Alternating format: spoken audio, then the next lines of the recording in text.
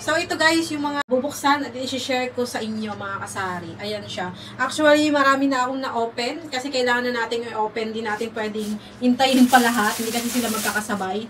So, katulad nito, in-open ko kanina umaga kasi ito yung chalk na pangpatay sa langgam. Sobrang daming langgam. Akala ko pag tag-ulan na ay mawawala na yung mga langgam pero nandyan pa rin. So, ayan guys, start na agad natin yung pag-unboxing natin dito. Baka nagtatanong kayo kung bakit nagtsatsaga akong umorder sa Shopee at Lazada. Kung pwede namang umorder sa malapit. Kasi guys, syempre sa pagmura ng mga nabibili nating items sa paglaki nung kikitain natin. Kasi hindi naman alam ng customer natin kung magkano yung naging puhunan natin sa mga produkto natin. So, kahit mura yan, pwede nating isabay ang pagbebenta natin ng presyo sa mga competitor natin. So, ibig sabihin mas malaki yung kinikita natin. Ibig sabihin parang nagbenta ka na rin kung katumbas ng dalawang items kung mura yung puhunan mo sa paninda mo, di ba? So, dito talagang tiyagaan lang maghanap ng mga mura at syempre kailangan sa legit na shop ka umorder. Shopee at Lazada kayo bumili. Piliin nyo lang yung mga maraming followers, maraming sales na para siguradong hindi fake yung mabibili nyo at siguradong quality ang mabibenta nyo sa mga customer nyo. So, start tayo dito sa isa. Ito ay galing sa Nestle mga kasari. So, kahit sa Nestle ay umu-order din ako. Lalo ngayon, sa panahon ngayon, ang dami nilang pa-voucher. Kaya yun yung samantalahin nyo. At pag may pa-voucher, yung isang brand ay marami ding pa-voucher sa ibang brand. Katulad ng P&G, Mondelez, mga Mondelez products, URC, Colgate, Palmolive, mga ganon. Guys, ito yung in-order ko sa Nestle. Ito yung mga bestseller sa mga Nestle products ko. At ito lang yung na-order ko kasi yung iba doon mga nakabundle, saka sobrang dami yung quantity. So ngayon din natin alam yung puhunan ng per peraso nito kasi di ba nakalagay lang doon yung amount na na-discount natin pero hindi natin alam kung magkano ang na-discount natin per item. Ngayon nagtanong ako kay ChatGPT, yun din gayahin nyo rin. Kung bago kayo mag-place order, i-check nyo muna kung talaga naka-discount kayo kasi minsan sa mga online shopping, mahal yung mga presyo doon. Pero after mag-apply nung voucher, ng discount voucher, sobrang mura pa rin kumpara sa binibila natin. Siguro naman alam niyo yung mga puhunan natin dito, di ba? So ito kasi 105, 106 yung puhunan kung bibili ka sa iba. Pero dito, nabili ko lang siya after magkaroon ng ma-apply yung discount dito, 89.11 pesos lang. 89.11 lang ang isang peraso. So, 4 na perasong Bear Brand na 300 grams. Ayan, nagma-markup ako ng 15% markup sa tindahan ko, mga kasari. Tapos, meron tayo ditong Bear Brand Sterilize. Ito, pumapatak siya ng 80.20. So, alam nyo naman kung magkano yung presyuhan nito. Sa ulado nyo naman yung mga puhunan natin. Ayan, ang benta ko nito, 30 pesos each. So, pag nabenta ko to ng malamig, 36912. 120, lahat-lahat ang mapapagbentahan ko. Pero 80 pesos lang per pack ang puhunan ko. Tapos, umorder din ako nitong Milo. Itong Milo pumapatak lang after ma-discount ay 87.08. 87 pesos lang ang isang tie nito, mga kasari. So, next mga kasari, dito tayo sa mga pambata. Galing sa Fia Store. Ito lagi akong umorder dito. Hindi na ako namimili sa City kasi mas mura talaga dito. So, ngayon, ito kasing, kada may dumadating sa akin parcel, automatic nagbi-video ako. Pero ngayon, isasama ko na kayo sa pag-unwrap, pag-unbox ng mga paninda na nabili ko sa Shopee. Malay nyo may makita kayong mas mura pala kumpara dyan sa inyo, di ba? Mas maganda kasi mag-canvas layo lagi ng mga puhunan natin para mas malaki yung kikitain natin. Guys, na-open ko na yung order kong pambata. Check natin kung tama. Pero bihira naman magkakulang dito. Dati naka-order ako dito, may kulang sila. Pero bago nila dineliver, minessage na ako yung mga hindi available na product. So, start tayo dito sa Invisible pen. Ito yung pag nagsulat ka sa papel, walang makikitang sulat. Pero after mo ma-flashlightan, may flashlight kasi ito mga kasari. Ayan. Sa dulo may flashlight yan. Pag yung sulat ay inilawan mo, saka mo makikita yung pinakasulat. Kaya Invisible pen. Ito mga kasari ay 170 pesos. Yung isang pad ay 24 pieces ang laman. So, pumapatak ng 7 pesos dapat yung magiging puhunan ko dito. Pero dahil meron tayong voucher na discount voucher, ayan, pumatak lang ng 6 pesos yung isang piraso. So, pwede mo siyang ibenta ng 10 pesos, 4 pesos ang magiging tubo mo kasi may discount siya, mas malaki yung tutubuin mo. Instead na 3 pesos, magiging 4 pesos yung tutubuin mo. Next, dito tayo sa Koromi na Post-it. Alam niyo yung Post-it na nauuso ngayon to sa mga bata, lalo na sa mga babae. Ito naman ang puhunan nito ay 154 ang 20 packs. So, pumapatak na ang puhunan ng isang piraso ay 7 pesos and 70 centavos. Pero dahil may discount ay 6.54 na lang. Ayan, pwede mo siyang ibenta rin ng 10 pesos. Ayan, sobrang benta nito sa mga bata. Ang problema ko dito dahil maliit yung space ko, masyado siyang malapad. So, ang ginagawa ko, hinihimay ko na to. Maganda sana kung may talagang meron tayong space para sa mga laruan ng mga bata. Spinner blade toy, 85 pesos yung 20 peraso. Ayan, dapat ang puhunan ko nito ay 4.25.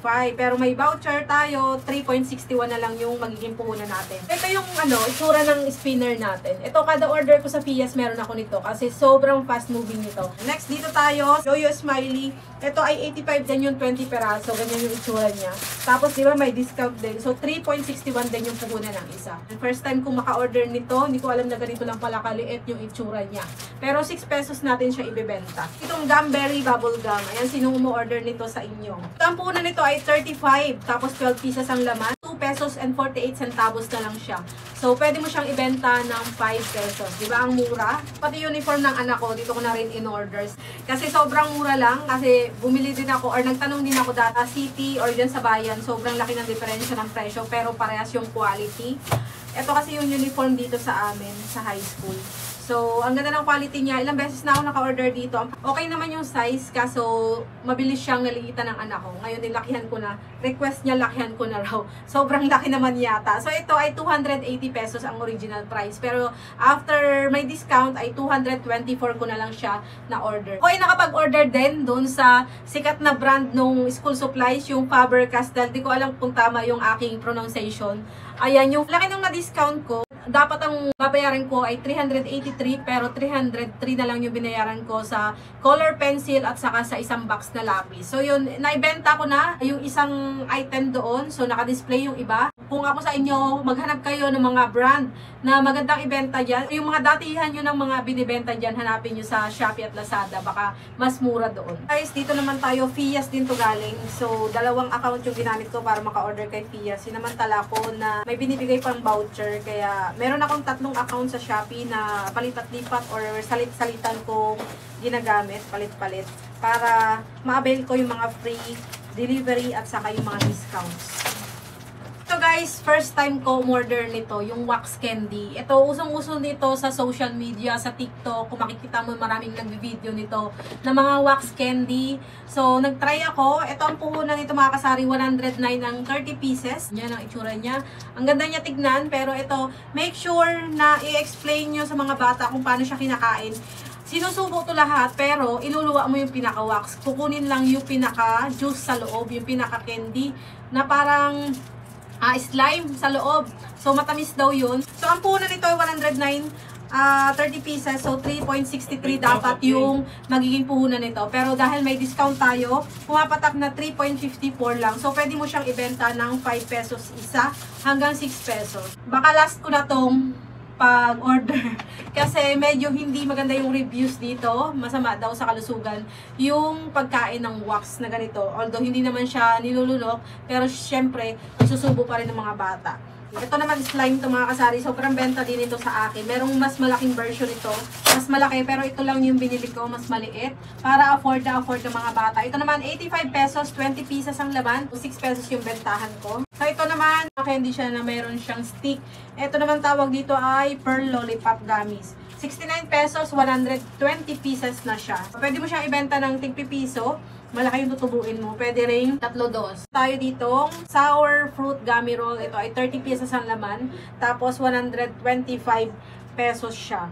So magbase ka na lang sa original price doon sa nakita mo or pagbili mo dito. So yung discount mo ay sa'yo na yun mapapapunta.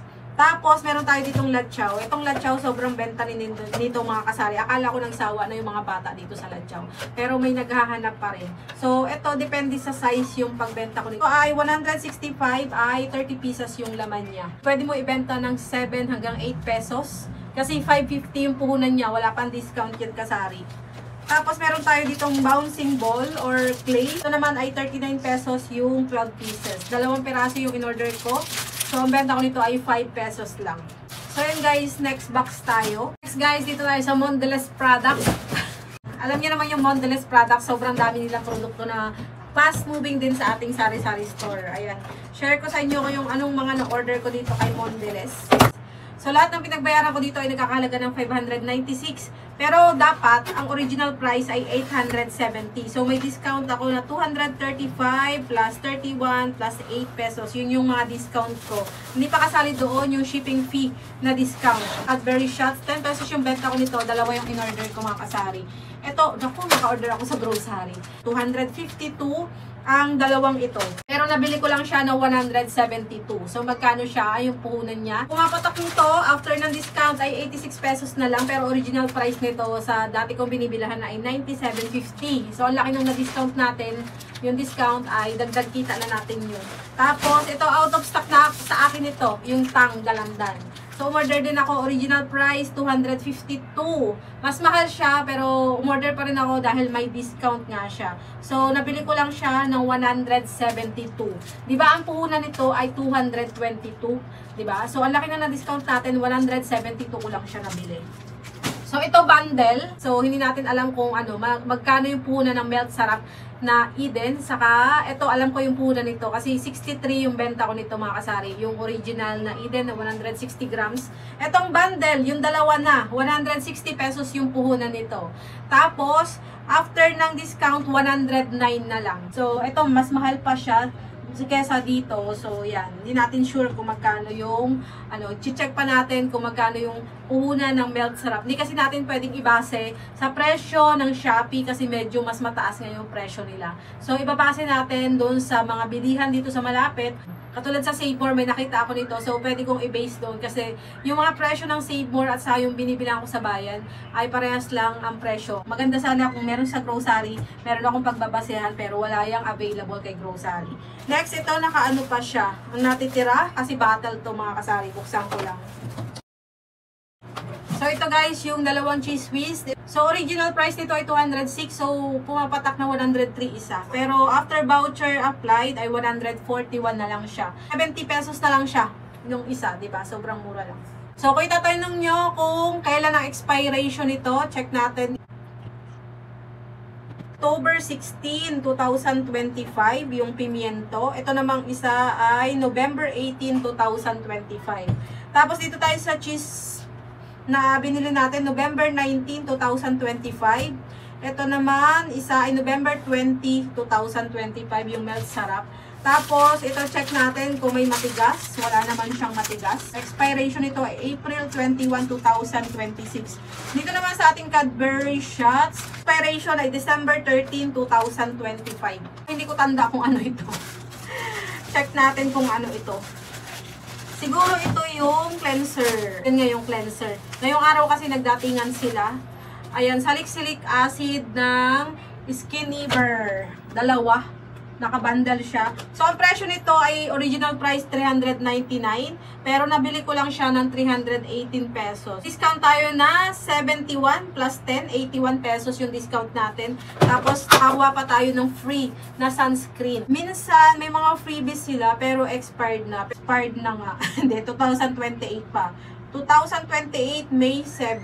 So, next dito tayo guys sa isang parcel. Ito naman ay yung Fabcon ng personal collection. So, ito nagkakahalaga lang ng 112 pesos. Nabibenta ko siya ng 285. So, ang price nito sa Lazada ay 199 pesos. So, next dito tayo guys sa isa. Ito medyo malaki-laki to. Ito laging suki na ako dito sa shop na to. You and me, you and me,